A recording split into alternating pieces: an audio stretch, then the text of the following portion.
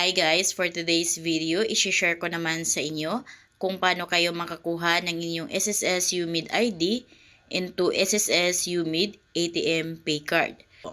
Ngayon guys, nasa mismong SSS website na tayo. Kailangan nyo lang mag-login sa inyong SSS account. Lagay nyo lang yung user ID ninyo and password, then click sign in. Ayan, nakapag-sign in na tayo, nasa home na tayo. Dito, click nyo lang itong services. Pagka-click nyo ng services, ito yung lalabas. So, i-click nyo lang itong services ulit. Then, dito, click nyo lang itong upgrade to UMID ATM Pay Card.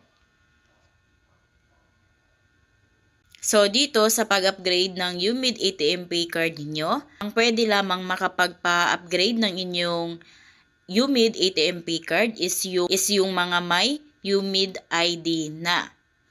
Again, ang pwede lamang makapagpa-upgrade into UMID ATM Pay Card is yung mga may lumang UMID ID na at yung mga kumuha ng UMID ID 10 years ago. So, kung kayo ay may transaction na dati, kumuha kayo ng UMID ID kaso hindi na-deliver sa inyo or hindi nyo nakuha sa mismong SSS branch, is pwede kayo or kasali kayo sa UMID upgrade.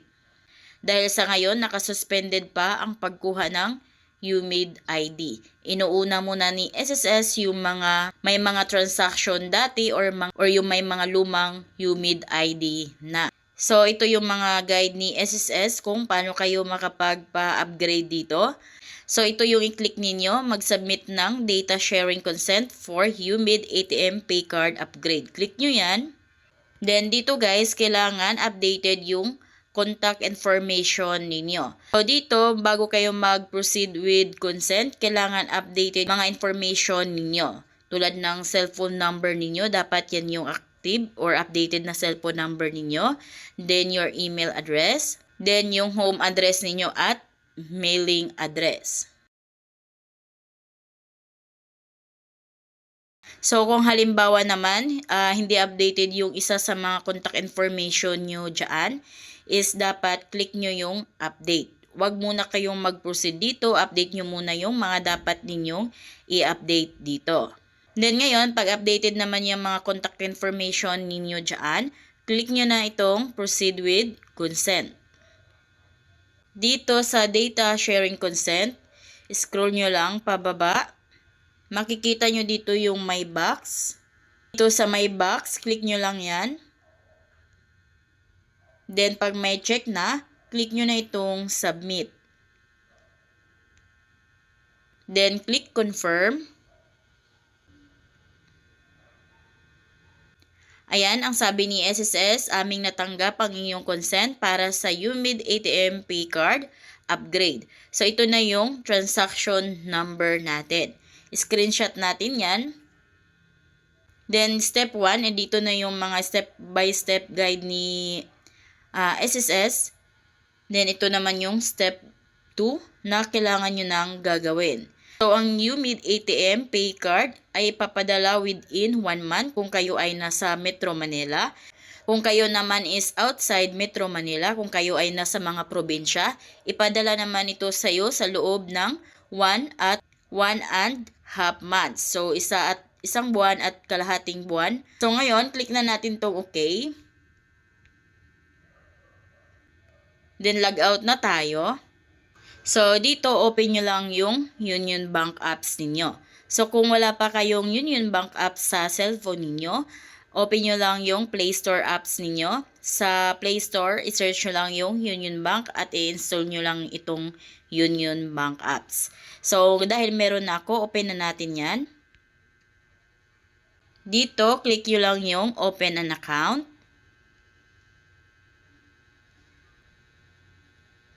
Then, dito sa apat na mapagpipilian, piliin nyo yung Government Card with Savings. Click nyo yan. Then, dito, important, basahin nyo yan for more information. Then, click Continue. So, dito sa SSS UMID Pay Card, initial deposit 0. walang laman yung UMID ATM Pay card ninyo o sa Union Bank is hindi ma-close yung account ninyo dahil maintaining balance requirement niya is 0. Minimum ADB to earn interest is 0 din. So, napakaganda din nitong SSS UMID Pay card. At meron din itong interest rate na 0.1%. Kahit sobrang liit ng tubo niya guys, sa ating pera na i-save dito, 0.1% is napakaganda pa rin dito dahil no initial deposit, no maintaining balance required, at minimum ADB to earn interest is 0.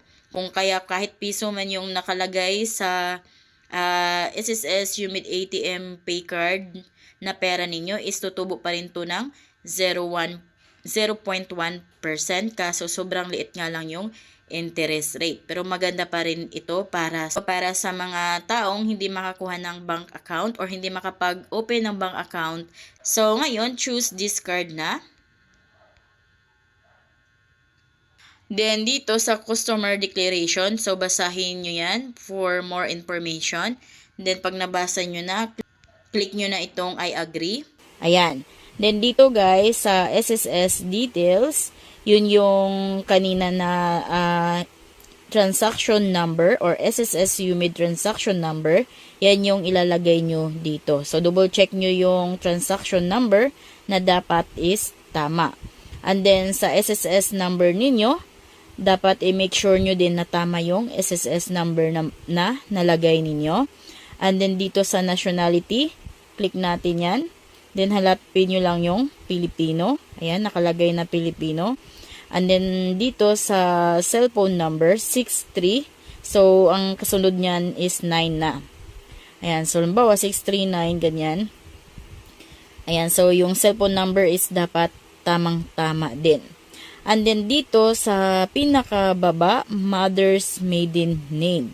So, dito guys, lagay nyo yung pangalan ng mama ninyo sa pagkadalaga.